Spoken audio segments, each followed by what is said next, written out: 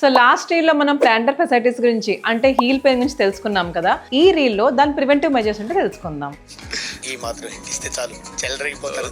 So firstly let's break a myth that is soft sole or thin sole లాంటి flip flops వేసుకుంటే plantar fasciitis or heel pain రాదు అని అనుకుంటారు. That's completely a myth. Proper arch support and heel cushion ఉండే boots or chappals వేసుకుంటే ఈ heel pain నుంచి తప్పించుకోవచ్చు. స్ట్రాంగ్ స్టాండింగ్ జాబ్స్ ఉన్న వాళ్ళు జెల్ కుషనింగ్ షూస్ ని ప్రిఫర్ చేయండి. మార్నింగ్ లేచిన వెంటనే 2 to 3 minutes foot stretching exercises అనేవి చేస్తూ ఉండండి. దీనితో పాటు toe raises, towel stretches, calf stretches లాంటి చిన్న చిన్న ఫిజియోథెరపీ ఎక్సర్సైజెస్ కనుక చేసుకుంటూ ఉంటే మీ హీల్ మజిల్స్ లో అండ్ టెండాల్స్ లో ఉన్న టెన్షన్ తగ్గుతుంది అండ్ బెటర్ బ్లడ్ సర్క్యులేషన్ జరుగుతుంది. అండ్ హెవీ ఇంపాక్ట్ యాక్టివిటీస్ అస్సలు చేయొద్దు, ఎందుకంటే running, high jumping, deadlifts లాంటి హై ఇంటెన్సిటీ వర్కౌట్స్ మీ ఫుట్ మజిల్స్ మీద డైరెక్ట్ ప్రెషర్ ని ఇంపోజ్ చేస్తున్నాయి. సో దీనికి ఆల్టర్నేటివ్ గా లో impact activities like cycling and swimming లాంటివి చేయండి. సో మీకు హీల్ పెయిన్ ఎక్కువైనప్పుడు 10 to 15 minutes ice pack apply చేయడం వల్ల మీ హీల్ లో ఉన్న ఇన్ఫ్లమేషన్ అంటే వాపు తగ్గుతుంది. మీరు పడుకునేటప్పుడు మీ ఫుట్ కిందన